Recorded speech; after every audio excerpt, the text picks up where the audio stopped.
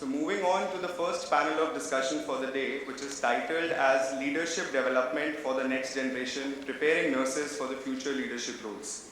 In this panel, we will delve into the strategies and insights required to groom nurses and nursing professionals into future leadership roles. Let's welcome our esteemed panelists on the stage for the discussion. I'd like to invite on stage Dr. Brigadier Subhashini K.R., Principal, College of Nursing, Armed Forces Medical College, Pune. Let's have a huge round of applause for her.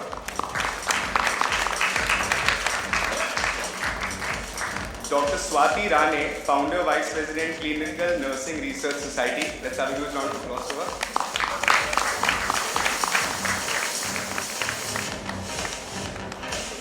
Professor Dr. Jaya Kuruvilla, Principal, College of Nursing, P.D.Hinduja National Hospital and Medical Research Center. Dr. Gawali, Medical Superintendent, Clinical Research, Education and Centers of Excellence, Bhaktivedanta Hospital and Research Institute. And Professor Dr. Rita Lakhani, Consultant, Rashtriya Aarogyava, SanShodhan and Sanstha, Kalavati Institute of Nursing Education. Let's have a huge round of applause for the panelists.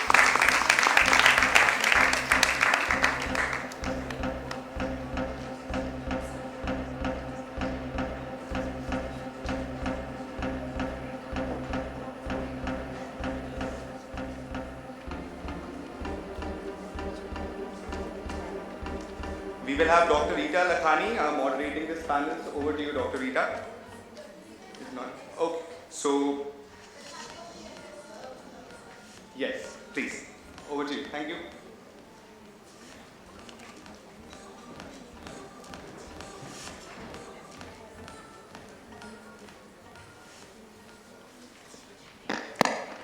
A very good morning to all the audience present here, especially my nurses and our hospital administrators.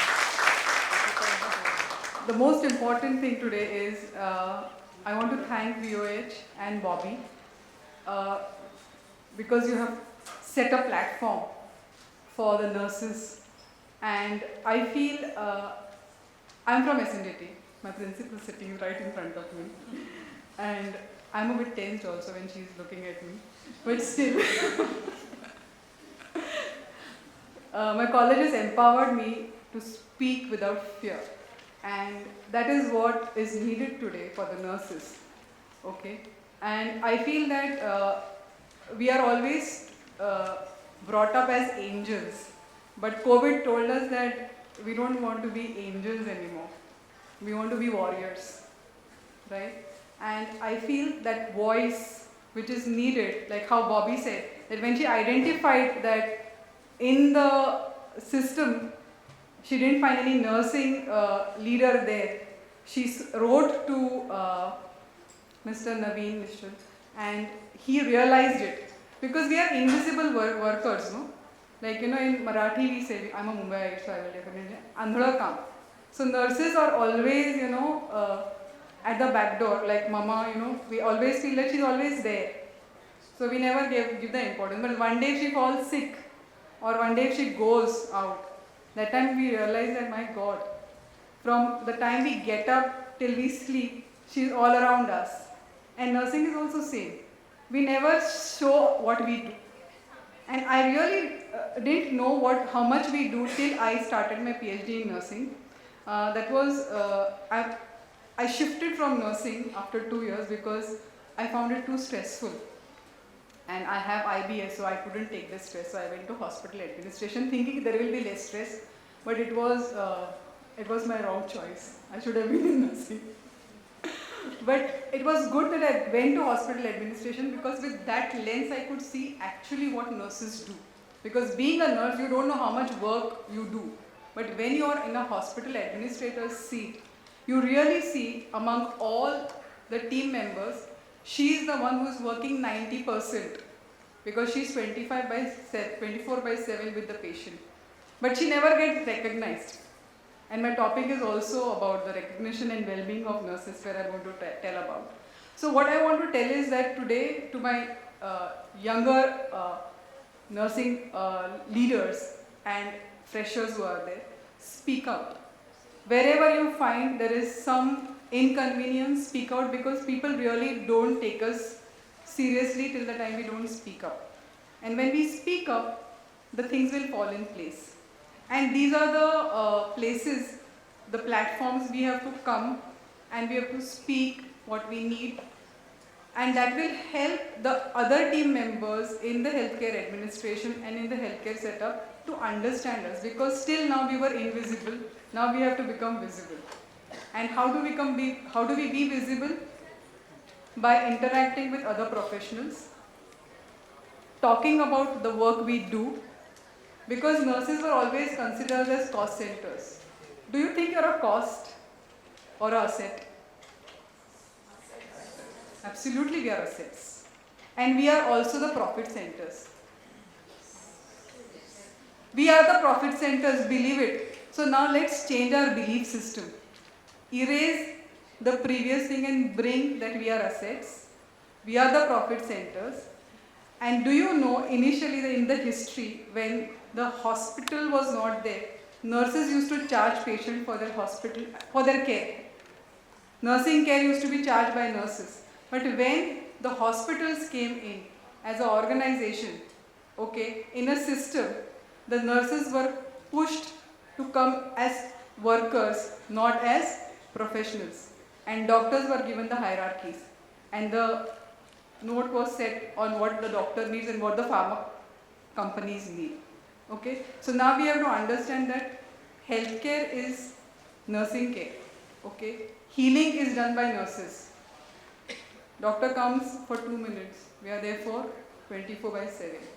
So if we are not there, the system is not going to run. But we have to say that. And we have to first believe that we are the ones who are setting. So I want the next generation of nurses to be the CEOs, the group CEOs, the chairmen, run your own companies.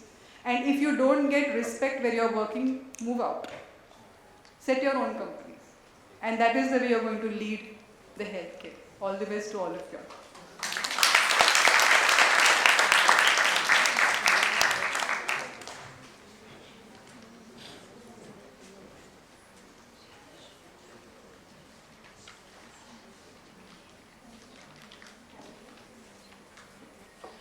I now request Professor Dr. Jaya Kuruvilla to give her opening remarks, please. Please give a huge round of applause for her.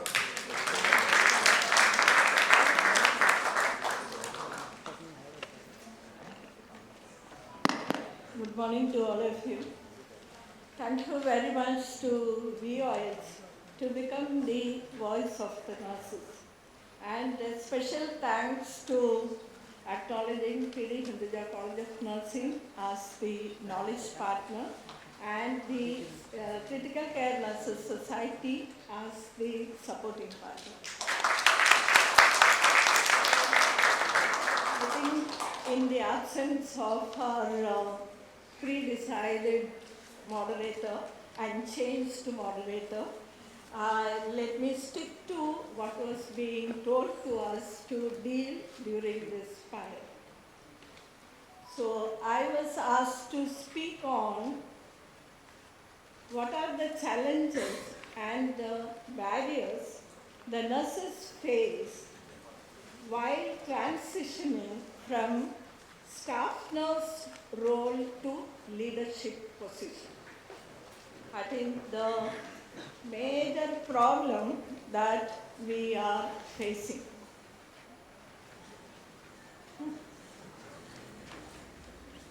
Is it not the session?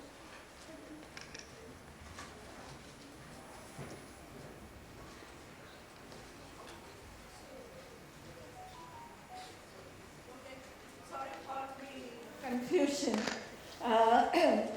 The session is yet to start. And as an introductory remark, what I would like to say is that, which is already being told, leadership in nursing is the most difficult task to achieve. And nurses are being in the front line, but always pushed to the backside. And the due credit and recognition for the contribution and the services not being given to the nurses. So where does it start? Can we start complaining and giving the responsibility to others. It lies with us, all nurse leaders, to take leadership to the forefront and to take every staff nurse to reach to the leadership position, and more than that, the visibility of the nurse at hospital and at all places where the care is being given. I hope that our sessions will address. Thank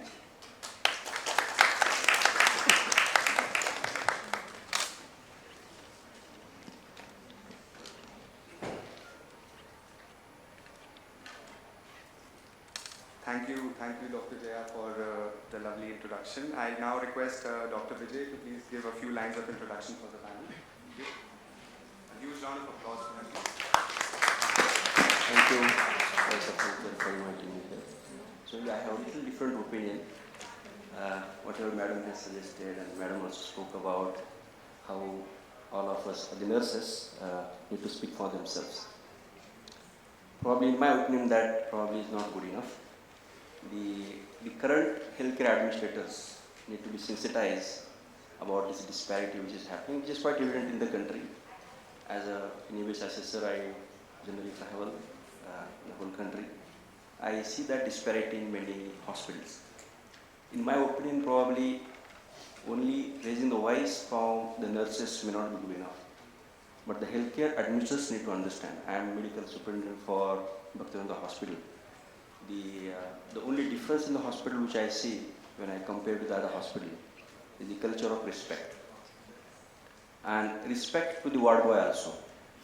That respect of the culture is so much there into the hearts of everybody that it has changed the whole scenario in the hospital. That's what I have seen, the change in the current institute. So automatically that respect will come. So as we know, it's very difficult to demand, we really need to command. And all the nurses are already in position the way they are functioning. They are in the position of command. So it has to come from above. And the mindset which we generally have is that we tend to love the things instead of loving the people. So if that culture is brought in, instead of loving the things, if you start loving the people, slowly, steadily, in due course, probably all the nurses will get the respect which they deserve. Thank you for calling.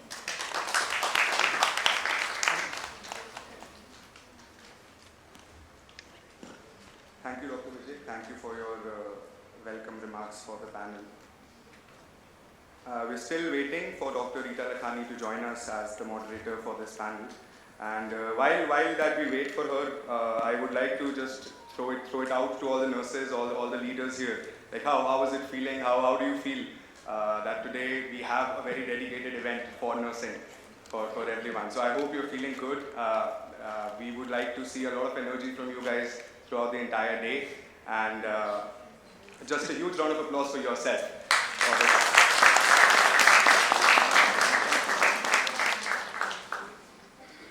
So in the event of time, I'd also request Brigadier Subhashini to give some welcome remarks for this panel before we invite Dr. Rita and get the panel started.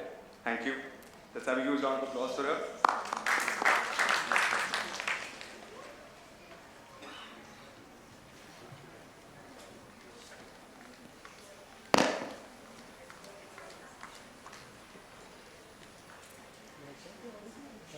Actually, I'm speechless today because I've seen such an august gathering. Many people have joined us for especially to talk about the nursing leadership, that is developing the nursing leadership. It's a very rarely discussed topic, discussed in the nursing conclaves or the conferences. Very rarely even I have come across such topic being discussed in the national level or international level. International level, of course, at national level in India, because the nurses always is kept at the backside of the healthcare delivery system. But I think the COVID-19 pandemic has brought us to the frontline caregivers. That is how the nation, especially in India, the people started recognizing the nurses' role in managing the patients. They started considering us as an important team leaders to achieve the goal of quality patient care. Yes, nurses also can do a lot of things to improve the health outcomes, and I think it is a very good topic going to be discussed, and we will get to know all the dignitaries who assembled here to give their viewpoints on developing the nursing leadership, especially in India. Thank you.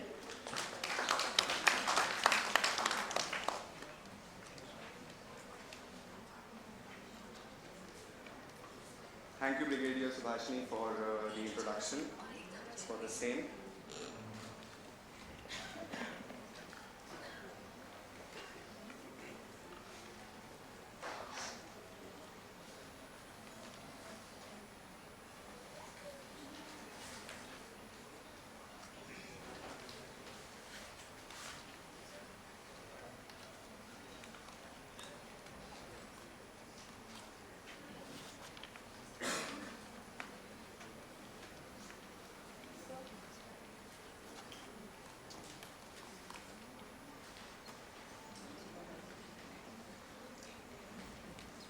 I'd now like to welcome Dr. Rita Lakhani on stage. Please welcome her with a huge round of applause, please. So Dr. Rita will be moderating this session. The session's name is Leadership Development for the Next Generation, Preparing Nurses for the Future Leader Roles. Dr. Rita, you will be moderating the session. Podium is yours. Yes, thank you.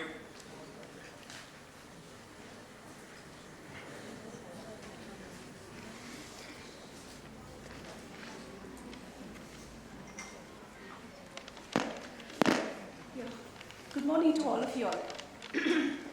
At the outset, my humble apologies. I wouldn't know how I've reached here, and I do not know what is my stress level and how much hormones have been released in my body. So my sincere apologies for that. And I hope I'll be able to do justice to what I've been given. So, when we talk about leaders, normally people, what do they say? Let the day unfold. As the day unfolds, let's see what happens and then we'll work accordingly. But I personally believe that what happens is fate or destiny. This is what happened to me this morning also. And how you do it is really what you should be doing by living every day to the fullest. This is very important because often it happens the day passes but we have not lived to the fullest. Again, I also feel the ability to say that we have to do the best and that we are able to bring about a difference in everybody's life, just not ours, is very important. And I feel that helps us to evolve more and more as leaders. But will this thought process help leadership development for the next generation? I can see a great cumulative expertise in the panel that's seated out over here. And I think I should quick start because I'm absolutely excited to see the panel members and you too would be excited for that. So let's deliberate on the topic, leadership development for the next generation, preparing nurses for futures. That's the panel for today. And warm welcome to all my panel members. The ability to transmit the ideology of excellence down to the smallest pythons of the organization, within the organization, is my simplistic view of leadership excellence. So today, as we talk about outcomes, care, I believe it is strongly about people.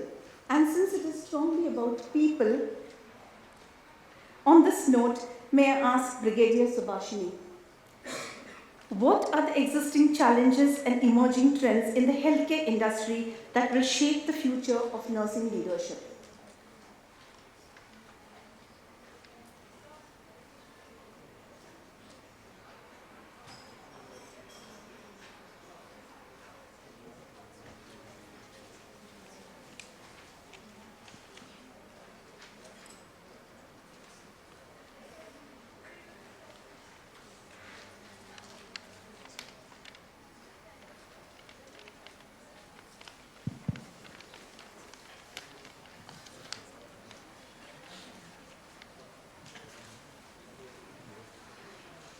Hello.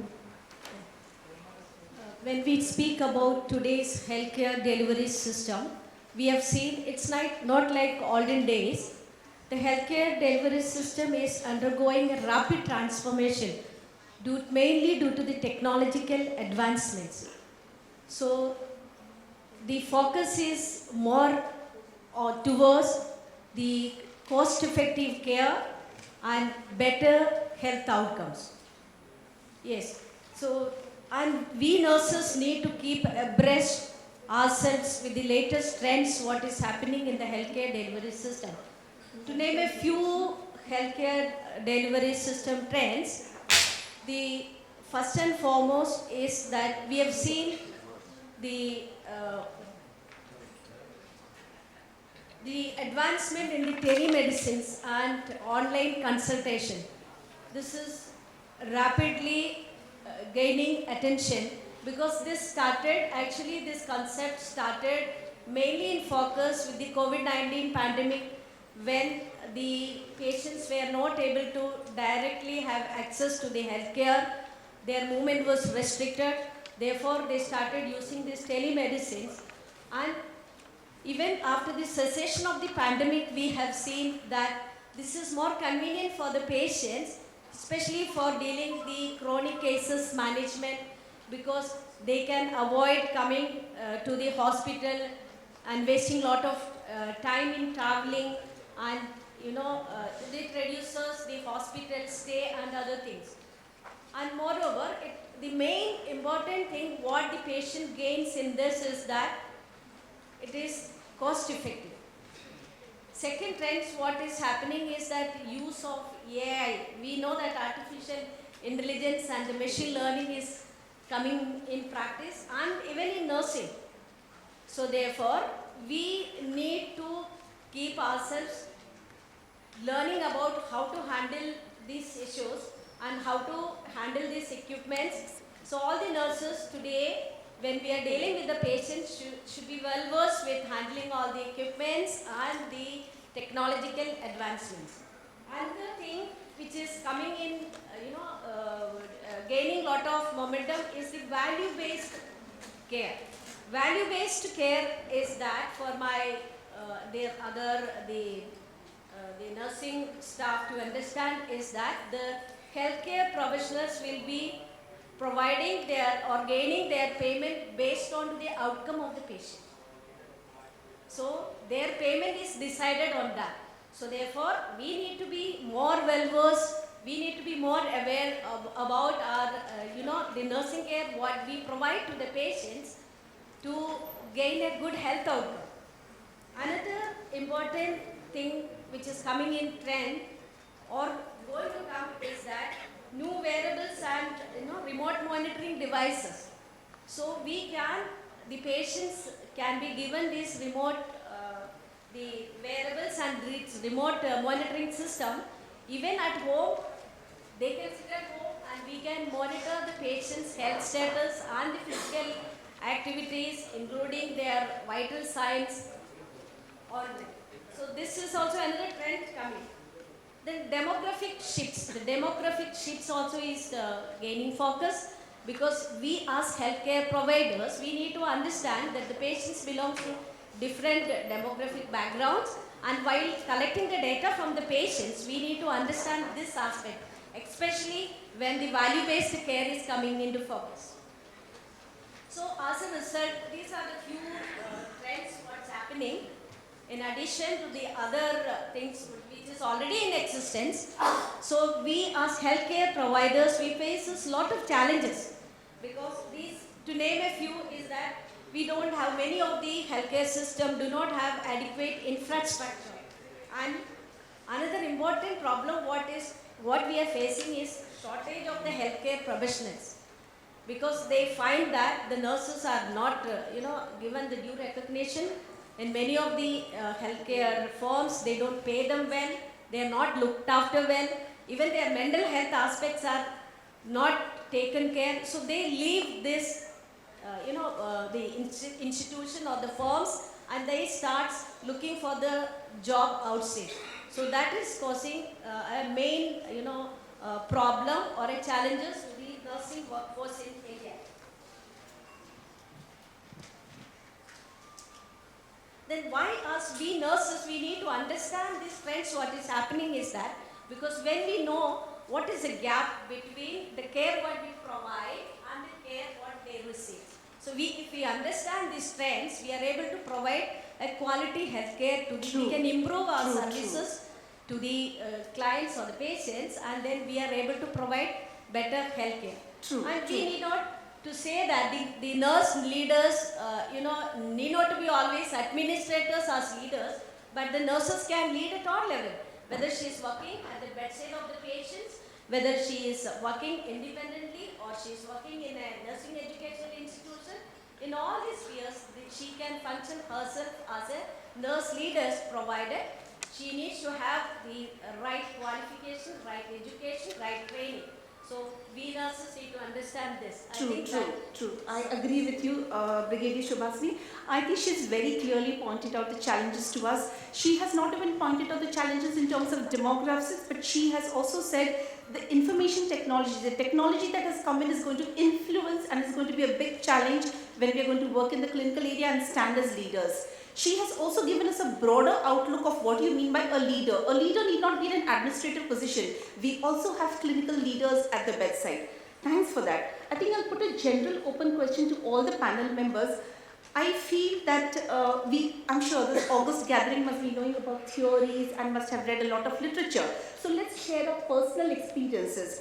I want a question. What is your experience that have been transformational, that has encouraged collaboration and open communication between the leaders and the executive team?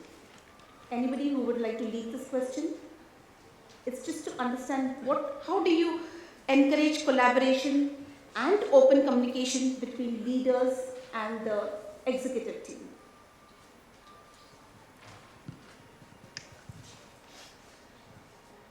Hello. So, what is been, I just brief what I am being told and taught. I generally head the clinical research in the academics. Recently, I have been asked as a medical administrator in the institute. So, it's also been a change to me. And also, I think nowadays I am a little, not have that kind of nursing background. Apart from madam, maybe left out. What would really help is that it may be a nursing head or any clinical head or any specialty head. The culture of walking in and approaching freely would really help, rather than a lot of emails going back and forth, and nothing goes further.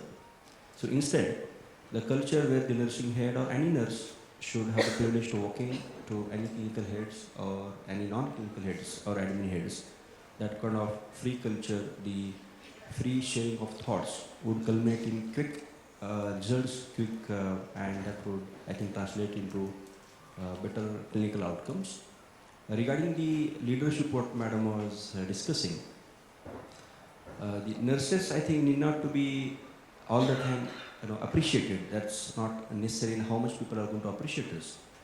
Instead, if we start believing, if we start delivering as a leader ourselves, people will definitely notice that. We really don't have to always demand. That's not going to work anyways. So instead, if we start thinking, I think every nurse should think herself as a director of the institute. And that's not that difficult to thinking. What does it take? You just have to think. As soon as you start thinking, you will start acting also. And that exercise we conducted in our institute, that has really helped. And once you start thinking yourself as a director, then you will probably not restrict yourself to only one corner.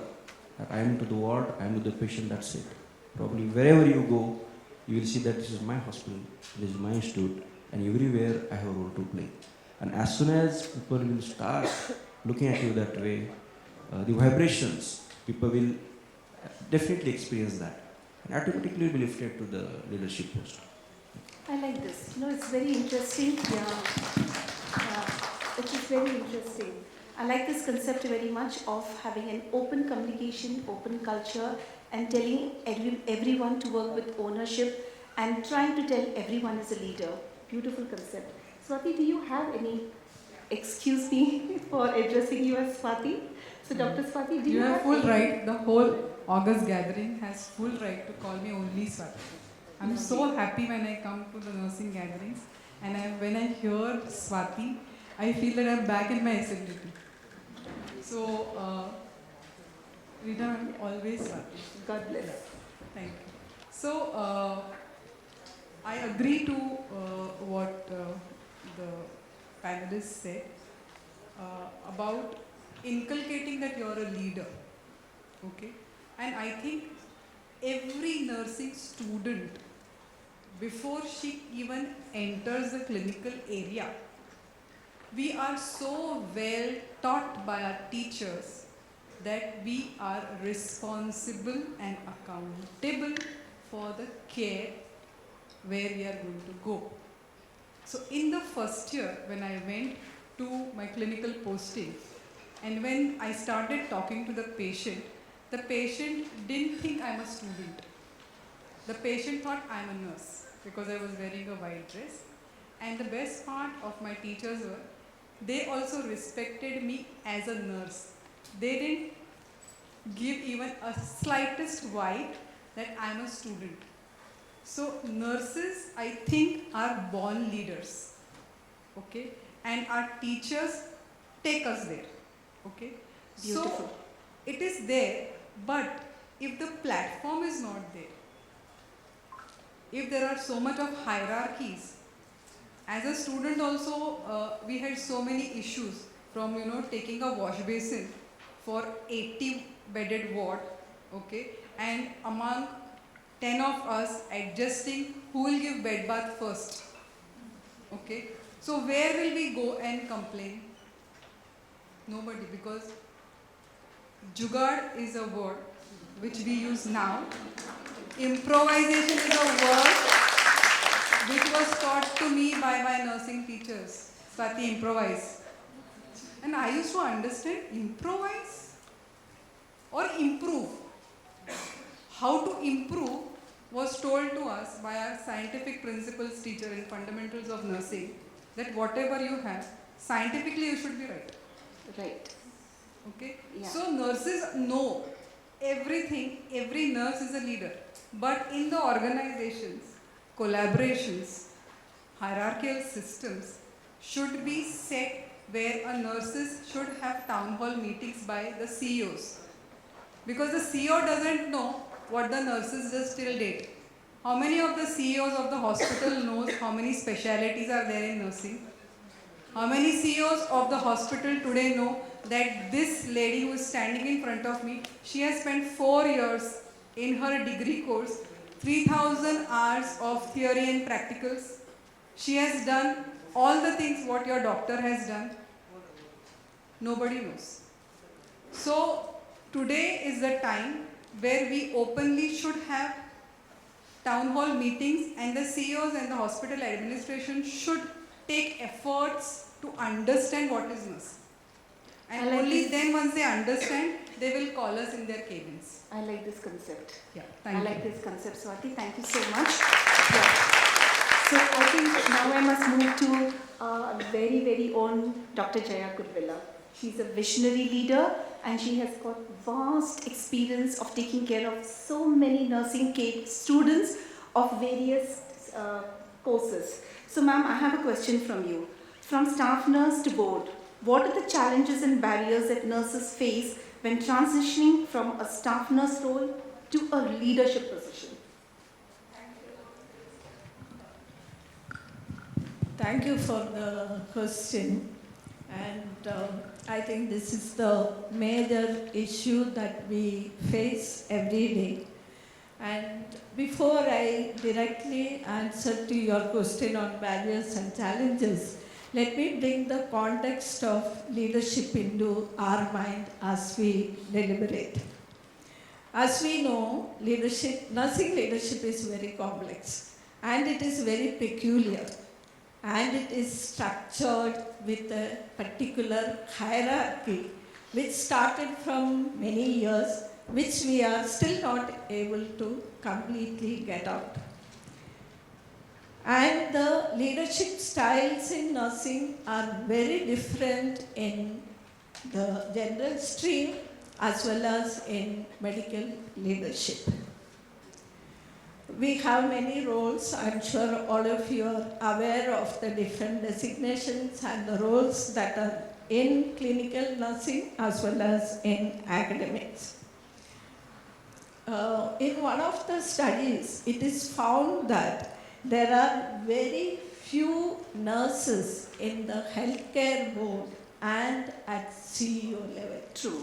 This study was done in Canada, and they found that about 5% of the nursing personnel moved to CEO level or management level, whereas 20% of the doctors moved to that level.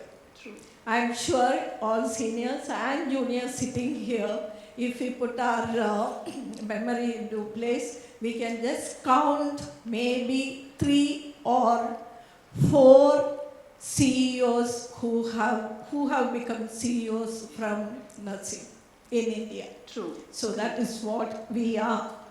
Now, when we talk about leadership, I think effective leadership is something which we need to focus. And I'm sure every one of us are aware of the benefits and advantages of effective leadership, like improved patient safety and less of errors and adverse events, patient satisfaction. I'm sure all of us are aware. I'm not going into it. But nurses themselves develop job satisfaction when there is effective leadership. That in turn may retain few of the nurses who leave because of dissatisfaction. And then nursing engagement, that is another thing what is important. Now again, in the study which was done, very interestingly, they found, it was a qualitative study, and 4 themes arose from that study.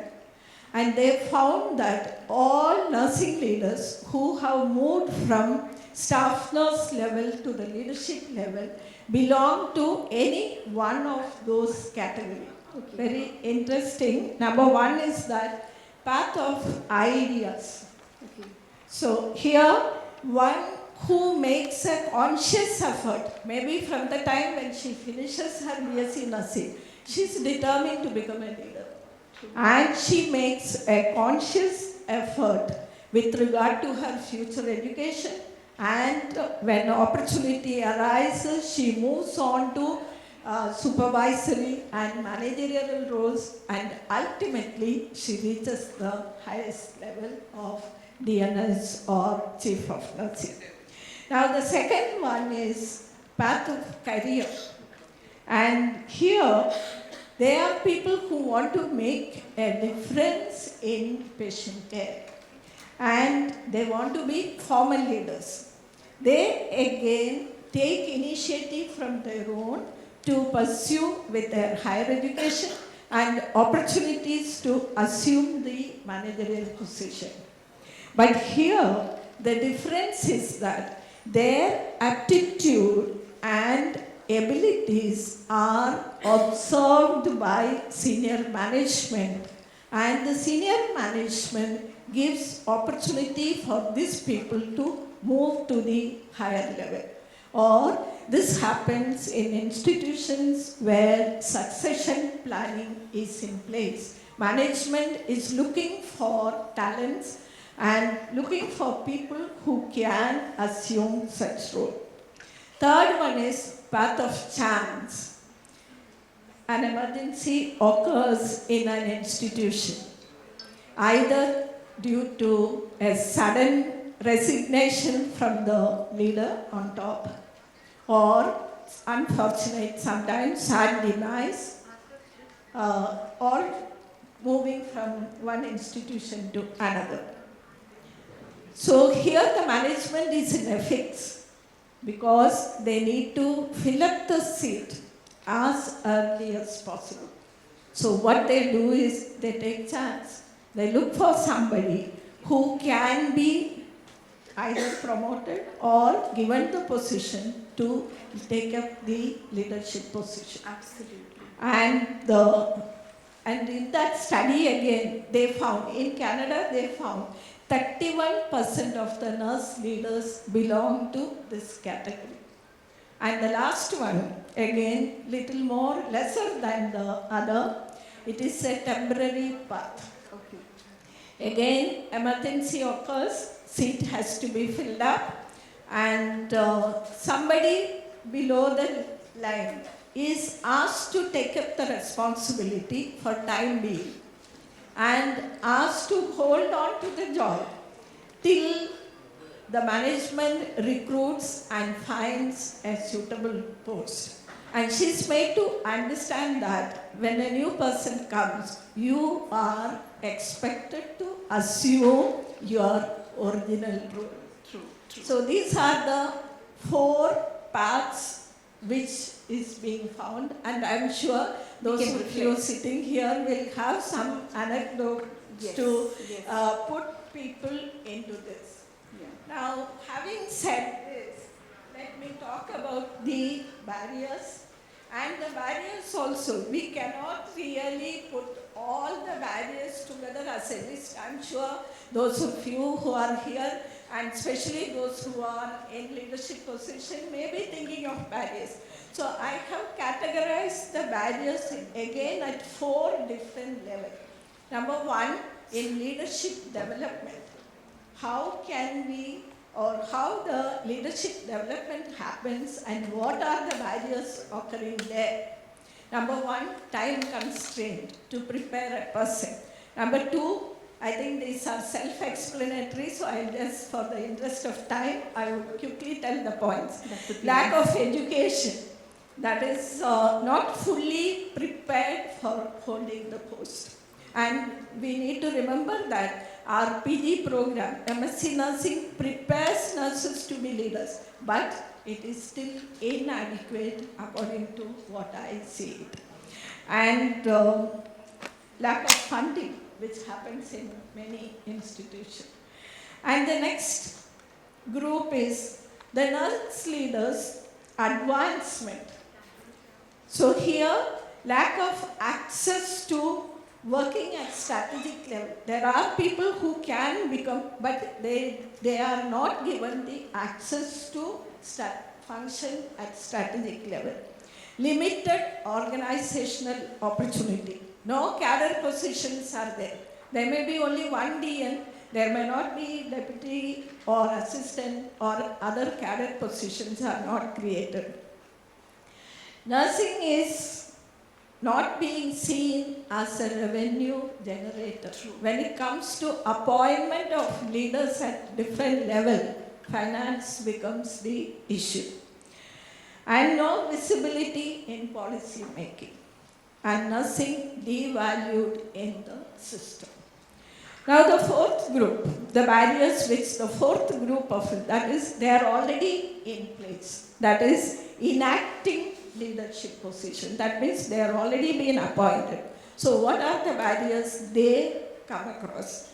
Lack of support, lack of role clarity, large clinical load, lack of administrative support, insufficient resources, material, man, including the shortage of nurses, reluctance to delegation from top level to the nurse leader, from nurse leader to the middle level, and no succession planning in place, and reluctance in preparation for future leaders. Absolutely. And the next barrier is barriers to serving in board. We just said hardly there are 3 or 4 nurses who have moved to CEO position.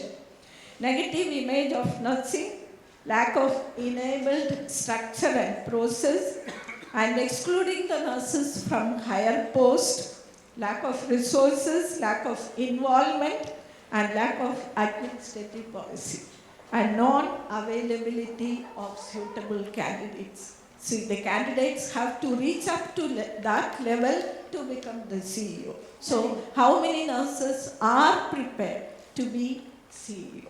So, these are the barriers and challenges in general. They are experienced by all, in all these 4 groups. Constant uncertainty in the healthcare structure. I think the most common thing what we found was in COVID, but why wait for such a major event every day? New beds are added, new specialties done, expansion is done. So all these are the uncertainty which the nurse leader faces. Long working hours leading to workload, lack of role clarity, lack of support from medical team, which is something I think it is talked much, and which is the reality in our Indian scenario. Anxiety over time pressure. I think the deadlines are the big time bombs in front of everybody. Anxiety over time pressure, inadequate support, lack of coaching and mentoring. They are expected to coach and mentor. But how do the nurse leaders get coaching and mentoring? Is there anything available for them? Lack of formal induction, lack of specific education. As I said, MSc alone is not enough. There is a need for formal, structured educational program. Negative image of nursing, and nurses not seen as revenue generator, absence of nurse visibility, and staffing attrition, which is a major shortage which all nurse leaders, I think it is their nightmare, and budgeting, building morale, and avoiding burnout and retaining, and inability to delegate from top level again to the nurse leader and from nurse leader to the middle level, so that we can prepare the future nurse. I think she's given a very elaborative illustration on the challenges. Lovely. I think I just move to Dr. Vijay. I personally feel the world views, the history of the world views leaders from the lens of a leadership. So if a leader is good, great. If a leader is not good, you admonish that person. So based upon this, I have a question for you. How can you spur or create a culture that values and supports nursing leadership development? If we see, madam, we are speaking about nursing leadership, acknowledging the nurses, and ensuring that they also get leadership posts. But in any institute, how many leadership posts are available? One is director, and is associate director, 4 or 5 positions are available. Nurses are in thousands. So if we probably give a deeper thought on what exactly the leadership is all about, probably this issue can be resolved. So leadership doesn't mean just a boss sitting in the cabin of director cabin. There are only 4 or 5 posts. How much we will fight? Doctors are fighting, nurses are fighting for that. Everybody is fighting. So that culture will not have any direction. So as I was discussing, the same thing I would like to reiterate. That I will tell you the example also for that. I was auditing few hospitals. As an auditor, I go and audit the hospitals. You know, the hospital, few of my friends were sharing the story in their cardiology unit. So I will not name the hospital. So there we know what happens in the cath lab, how the commercials happens in the cath lab regarding stenting, all those issues. And the management was really pissed off. How do we take care of this issue? We really cannot blame doctors because they are the ones who are driving the whole unit. We really cannot blame them. Who is to blame? And the medical administrator also failed to resolve the issue. What they decided is that to put a nurse who would be looking into those matters. Now just see the example of leadership. I don't know how she did and how she acted, the way she interacted with the doctors, the ward boys, the pharma companies who are coming with the stands, the way she approached everybody so smartly, so lovingly, so affectionately probably. And I think over the course of a year, the whole cath lab picture was changed. The revenue increased by around 32% in the cath lab because there were a lot of revenue leakages. The medical administrator could not locate. Is the director boss sitting in the cabin? So we really need people on the ground who knows the realities. And the person I think who knows the realities of healthcare systems are the nurses. So we really, in my very strong opinion, we really did not get too bothered about putting the people on the leadership post, pushing them. That's really not that required. What is probably required is what we know, put into that practice. So this nurse has already proved, simple nurse, just joined 3 years back, but the management voluntarily accepted her as a leader. And they said that if you could prevent that kind of leak here in such a sensitive department without hurting the sentiments of big bosses like cardiologists, they're the most egoistic people on the planet. So they also, the cardiologist is accepting that nurse as a leader, yes. The way she has managed, the revenue leakage is been managed, everything is managed, everybody's salary has been hiked at the end of the year. So she was given a post of cath lab director. So I don't know why we should fight. We just have to, what we know, we just have to put the things in the practice. And she's so happy. And if we push somebody on that post, the cardiologist, not the ward boy, nobody's going to accept her. But the way she acted, the way she behaved, the way she proved herself, by doing small things. Maybe she must have spoken to the individual people, maybe she did not scolded and proved herself in the group. The way she acted, and obviously there was mentoring done by the medical administrators, and she was wholeheartedly accepted as a leader. That's what is the concept of leader in my opinion. True. So I think what is required is that mentoring and is that person getting acclimatized to the organization. That was a beautiful experience that you quoted, sir. So when Madam told us about the barriers, we were all stirred up. So you said no problem. You actually validated one of her pathways. So after validating that, when I heard your experience, I felt no. Even if a person is put into a situation as a leader, she can still manage. And I think, as Dr. Brigadier Subhashini had earlier told us, person at the bedside is also a leader. So that was a lovely explanation. I come to you, Swati. How do you feel, having heard about all these barriers that Dr. Jaya has just put across to us, how do you feel? Do you think that we can balance work and stress that we get in the clinical area? I think during COVID, we have seen the way nurses have balanced themselves by being there at the bedside in those suits where it was so difficult for them. And I think hats off to each one of you who is sitting there, because seeing you, I was feeling stressed and I was doing a lot of advocacy work for the nursing schedules and nurses. And seeing you all, I was not a nursing advocate or any advocate, but my whole professional life changed after I saw you all working so hard. And today, I'm proud to say I'm a nurse advocate before I'm a patient advocate. Because if the nurse is not comfortable, how will she make the patient comfortable? Right, and it impacts. And it impacts definitely. And like Dr. Vijay said that, nurses have that compassion where, they can easily remove all the issues in the system because they know the pulse of the system. 24/7 they are in the system. Okay, but unfortunately, I will not agree to it that everybody should go through that one opportunity. I think we have to create opportunities, and opportunities for leaders is not the title. It is by giving them recognition and rewards. Today, the nursing rewards and recognition is not at all existing in the system. I was shocked when I was doing nursing advocacy that the fresher nurse get 15 to 20,000 of pay when my driver, who is only skilled to drive, he has not gone to school, draws 25,000 and tells me I will work only 8 hours. 9 hours karunga to 1 घंटे का ज़्यादा pay करना पड़ेगा. Which nurse has told you this? In the system, which nurse has told you this? I am an ICU nurse. I was an ICU nurse in Hinduja hospital, and we used to daily work half an hour to 40 minutes extra. Not because we wanted to, because the work never used to get over because so much workload was there.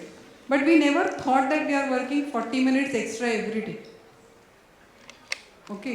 True. But we were given compensatory off. If we used to do one shift extra, they never paid us. They gave us compensatory off. But if I am a nurse, because nurses don't come from highly privileged background, we want rewards. So I think here what ma'am said that we need to have a succession plan for nurses definitely in each hospital, and now we have to look for in the system of education also specialized nurses. Will you, if I'm having a psychiatric problem, will I go to a cardiologist? What a stupid question you must be thinking, ना? Ma'am psychiatric problem में cardiologist के पास क्यों जाते हैं? तो if मैंने MSc psychiatry में किया है, मेरे को cardiology का patient क्यों देते बाबा? Are you getting my point? Right. So that is the question the nurses should ask their nursing directors, and the nursing directors should ask their CEOs. I have MSc nurses with psychiatry background. I don't want to utilize them in med-surg. Can you create a system in psychiatry department where my nurses can be counselors as well as nursing care can be given? True, true. So this is the way we are going to increase our visibility. Yeah, Thank you. I take a quick last one. My question is to you, Brigadier Subhashini. Our curriculum has been revised. In just 2 sentences, tell me, is there anything that is going to promote leadership in our students so that they'll be, effective leaders in the future? I think certainly it's because, as I said in my initial talk, the nurse, for developing a leadership, the nurse need not to be in the administrative post or a CEO. She at the bedside itself, she can be a nurse leader. True. So the curriculum is planned in such a way that as she moves from the first year to the final year of her nursing training, that she is taken up the, the higher responsibilities. We have included the management and leadership qualities, and also the organizational behavior, human relations, health informatics. All these subjects are taught during or included in the nursing curriculum. So as she moves, she has got a very smooth sailing through the course, and by the end of the training, she is able to take up at least some leadership role. Done. I put this question to Dr. Jaya Kuruvilla. Your last takeaway message, how should we develop leadership in our students? How should we develop leadership in our future students? Your last takeaway message. First of all, let us admit the reality that our students who are graduates who are passing out from the college, what percentage of them are remaining at least for 5 years in the country so that they can be groomed for nursing leadership? Because talent train and the nurses leaving, we need that middle level nurses so that we can work on them to become leaders. So what we would have to do is to create an extreme, let them feel at least, if not the full batch, at least the selected ones who have the aptitude and who can afford to stay in the country, to work on them. And I think another most important factor is when they move out from the college to the working environment, a very conducive and healthy working environment has to be created by the nurse leaders so that they do not think of running away as early as possible, but remain and stay back and look at the possibilities where they can grow in our own country. To add to that, I think student governance is also very important. So when we involve them in various committees and we give them the leadership roles, they do it beautifully.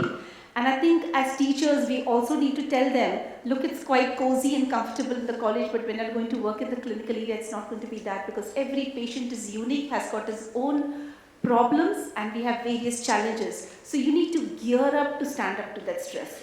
The last takeaway message from you, Dr. Vijay. What do you feel? How can we groom our nurses so they stand as leaders? I know about organizations who sort of, are scalable, do repeatable processes, and then they say, okay, things are fixed, now things will go smooth, but it doesn't happen. So what do you think is the last message that you want to give us? Yeah, the last message I would like to conclude with a small story, which I will tell in a minute. One person who really liked a wonderful bird and obviously caught the bird and wanted the bird as a pet. And the bird said that, okay, if you allow me to fly, I will give you 3 pieces of advice. The man agreed. And bird said the first piece of advice would be when you allow me to fly on this particular tree. Second would be when I fly little higher. So the man said, okay, let me at least get the 3 pieces of advice. He allowed the bird to fly. And the bird said that, what a fool you are. No, I have 2 very important jewels inside body, and now you have lost those jewels. And the man started repenting like anything. What a fool I am. I allowed this particular bird to go. I lost the jewels. And the man replied, just see, the first advice, you are such a fool that you started tormenting yourself for something which you should not regret. Now something has happened is happened. And then the man said, okay, since I have lost the jewels also, and your first piece of advice was I should not torment myself, so that is there. So at least share me the last advice which you have. At least that will solace my heart. I am losing the bird and losing the jewels also. And the third advice the bird said is that whatever you know, so you already have not followed the first 2 advice, and now you want to hear the third advice also. And then he said that there are 2 things which always changes. One is the makeup and another is the knowledge. The makeup will change your look, and knowledge will change the way you look at your life. I think that's what the basic things will make the person as a leader. So what happens in the nursing is that there is a lot of challenges you face. As a medical administrator, we may face a different challenge. We have a different set of challenges on the ground. It's very important for you to be always positive. That's what the energies, the positive energies will emanate from you, and that will percolate to all the people around. And as whenever we tune our channel at home, sometimes we see different movies or whatever. So those vibrations are already there in the room. It's just that to which channel we tune into matters. So similarly, the positive and negative vibrations are always there going to be around. What is important is whether we channel ourselves to the positive vibrations or negative vibrations. And for that, I think the simple thing what we follow at our institute is that the like-minded people come together, maybe the yoga, meditation, those practices we follow, energize ourselves. And that's what the leadership is all about. Beautiful. Just love that. Dr. Swati, one liner, what message you want to give so that students develop that leadership? In one good, beautiful word, something that charges everyone, so that they don't feel it's a common statement, but it is something new, innovative, and they would want to carry it back with them. I am known as a very upfront person in the industry because I talk out my mind. But before I talk, I think a lot. I read a lot. I'm exposed to various groups. I'm not only in the nursing community, I'm in the hospital administration committee, I'm in the committee also. Yesterday only we had our Association of Hospital Administrators meeting, and it happened so that I was on the public health front and my teacher was on the private health front. And we were talking about the Maharashtra Nursing Rights, Nursing Homes Act. Okay, some amendments were there. And when I saw him, I felt like we are on the opposite sides because he was for the private side and I was for the public side. And definitely, he's a medical doctor and a lawyer. I'm a nurse, hospital administrator, and now a person from the civil societies advocating for the nurses. How I'm going to keep my points, okay? So then I realized that now I'm not a student anymore in this bench where we are sitting. We are 2 contemporaries at the same level. So the student must always think before speaking, but for that he has to read and understand and get lots of knowledge and then fight for your rights, but fight for your rights. Don't take nonsense. That's my only thing to the whole community, nursing community. Okay. So the faculty of intelligence that's a part of human being must be exercised very, very judicially and the way it is required at a given point of time. Love that. To summarize, healthcare organizations who have been around for substantial years, who have legacy system, legacy people, legacy operation. The power of that is people have core passion, that love, that commitment. But sharing shirking and sharing legacy habits and finding ways to say we need to still transform though we have legacy with technology, with that kind of growth mindset. It's something that we need, and that is what nurses should be doing, and they should unleash the power of nursing with a collaborative and a growing approach. With this, I close, and I thank and a very sincere thank you to all my panel members and to the organizers for giving us this opportunity and allowing us to share our thoughts on this platform. Thank you very much.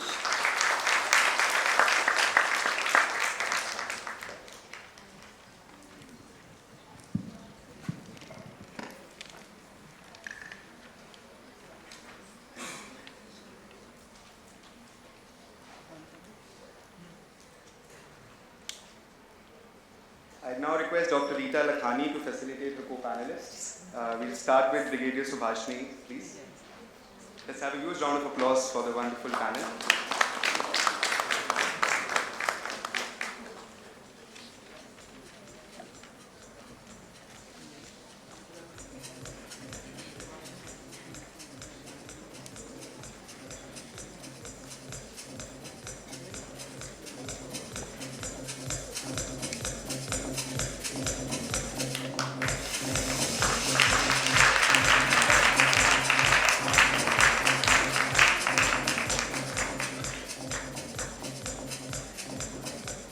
Invite Dr. Swati Rane now, please. Let's give a huge round of applause.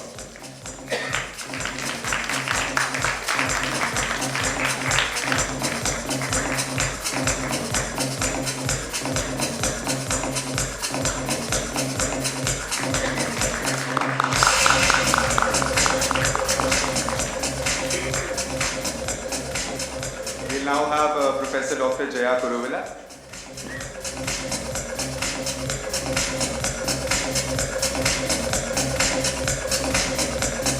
Have a huge round of applause.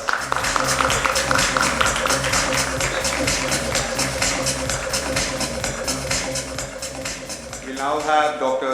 Vijaykumar. Have a huge round of applause.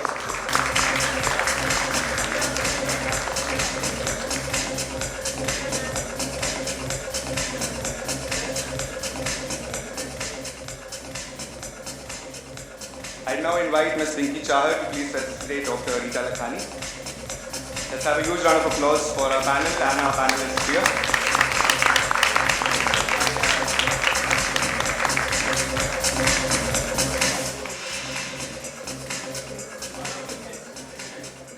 Yes, let's all gather for a group photograph.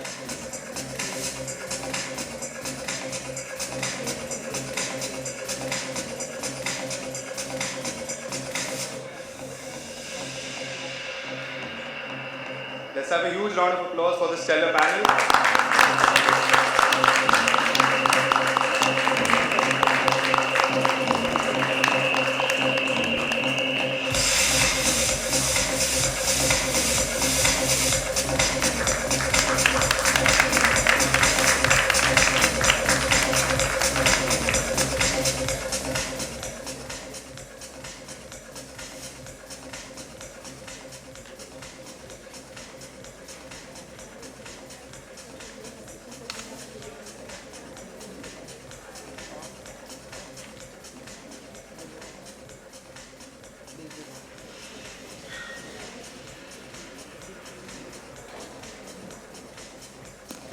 So moving forward, we will now have an insightful fireside chat on the topic, a solution for variable vital monitoring to improve patient care. We have Dr. N. Sridhar, consultant intensivist and critical care specialist, Kaveri Hospital, Chennai, joining us for this session.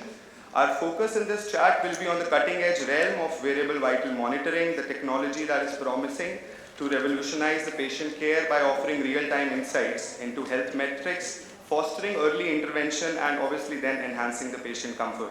Welcome, Dr. Sridhar. I hope we are loud and clear to you. Yes, hello, good morning. I can hear you quite well.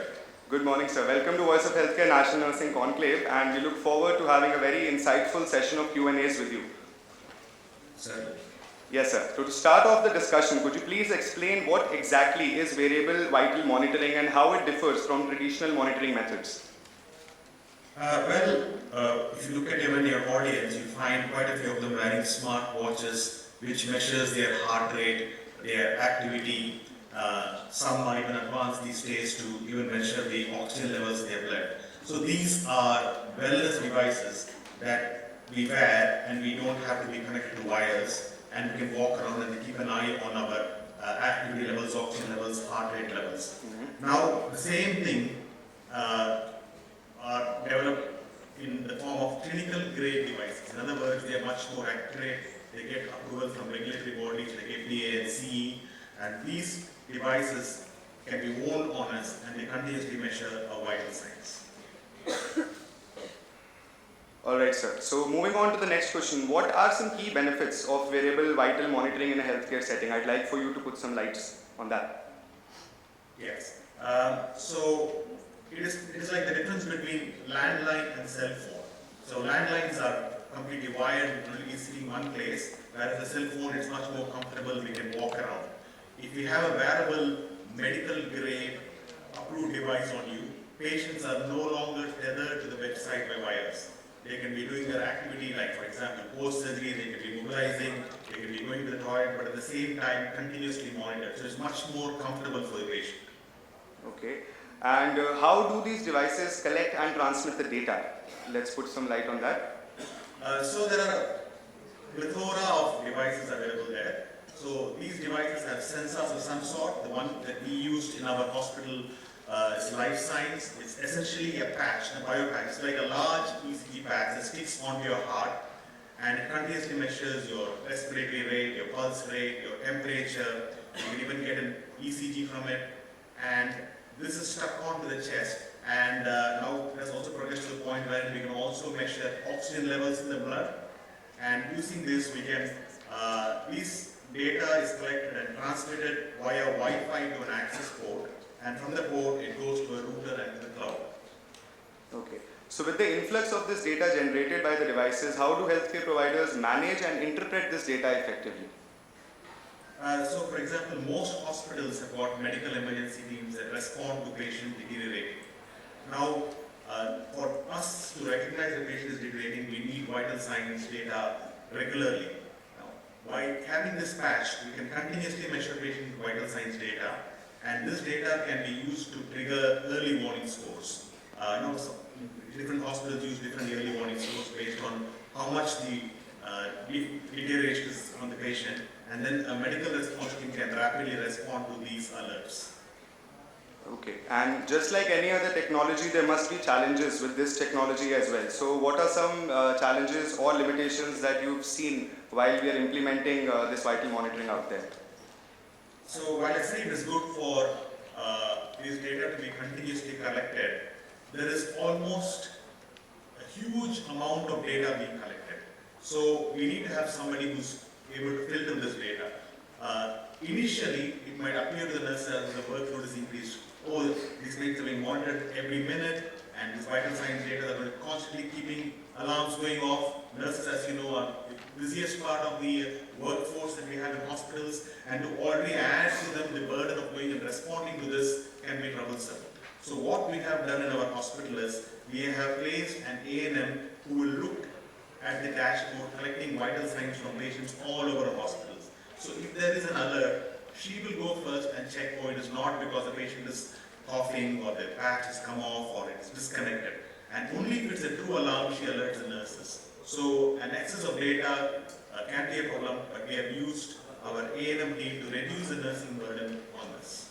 Right, so it's fascinating to learn about your expertise in critical care. So could you share some personal experiences where patient monitoring variables were used in a hospital setting, and how did this technology impact on the patient care outcome, the healthcare delivery? Yes, so we are stepping down patients from our ICU to the ward, and as you know, patients are continuously monitored only in 3 areas in the hospital: the emergency room, theatres, and an ICU. Everywhere else, the vital signs monitoring is intermittent. Now, because we had this patch and we sent this patient off to the ward with oxygen, we got an alert at about 11 o'clock at night saying the patient saturation levels were dropping.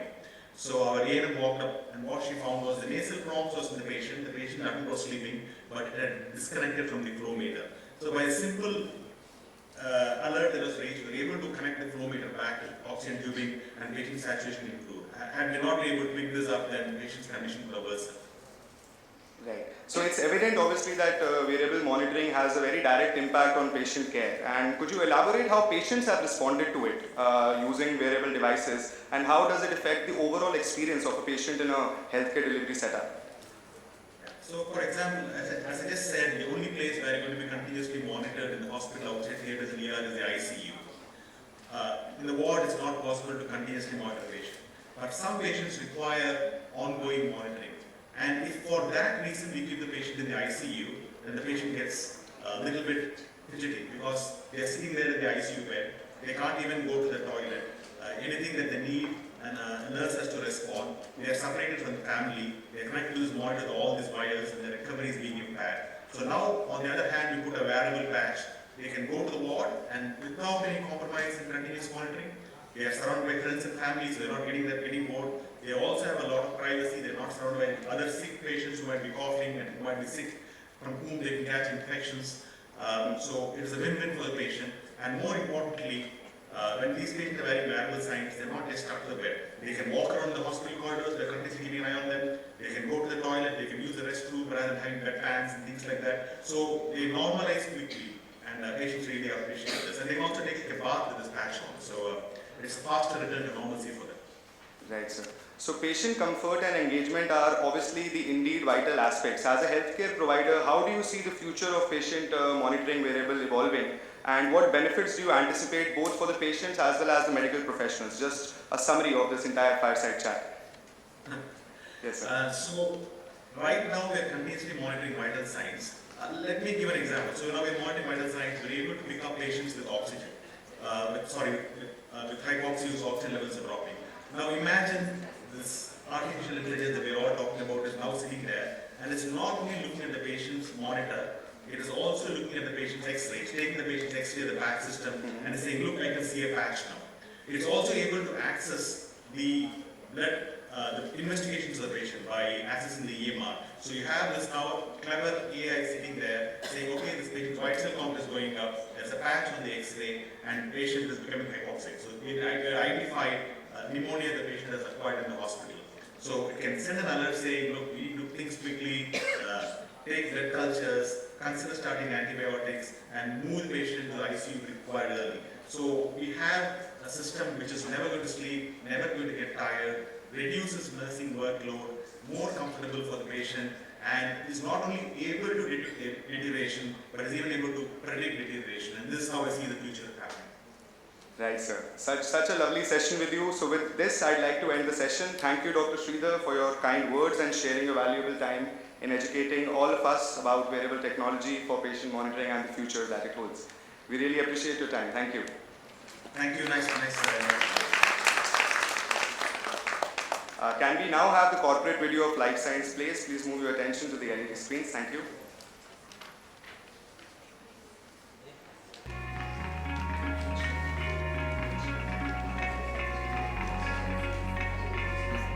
Imagine a healthcare network where patients are seamlessly connected,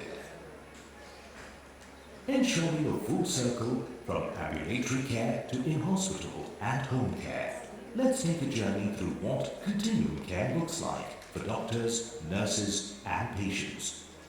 With a simple, reliable, and clinically accurate solution, Life Science IMS is an innovative wireless system designed to ensure patient safety and comfort at all times. A solution which has you connected to the healthcare network 24/7, ensuring peace of mind for you and your loved ones.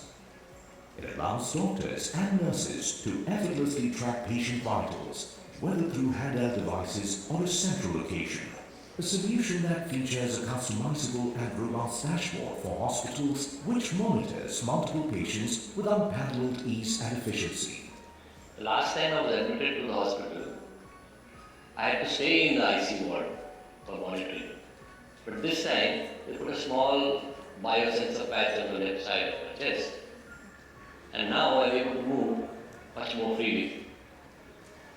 The IMS empowers doctors and nurses with clinically accurate and actionable patient data, ensuring better patient outcomes and reduced adverse events, making sure that no changes or patients go unnoticed, no matter where they are. Prioritizing patient safety by monitoring patients continuously through an intuitive dashboard and alert system.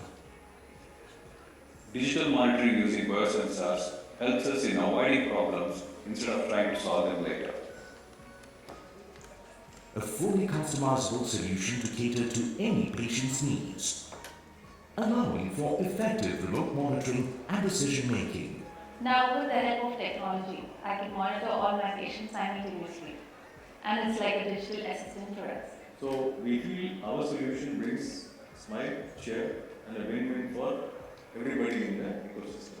Nurses, doctors, healthcare workers, hospital, ultimately the patients.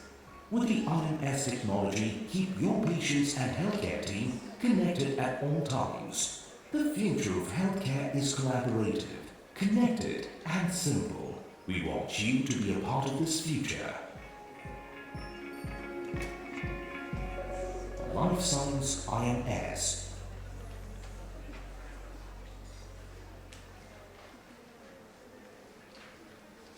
Thank you for the presentation. I'd now like to invite Ms. Nidhi from Life Science to collect their certificate of participation for the event.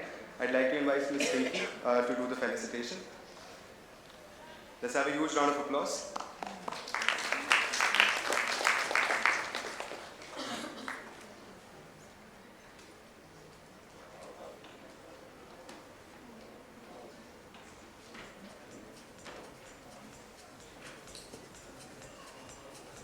Let's hear it for these guys.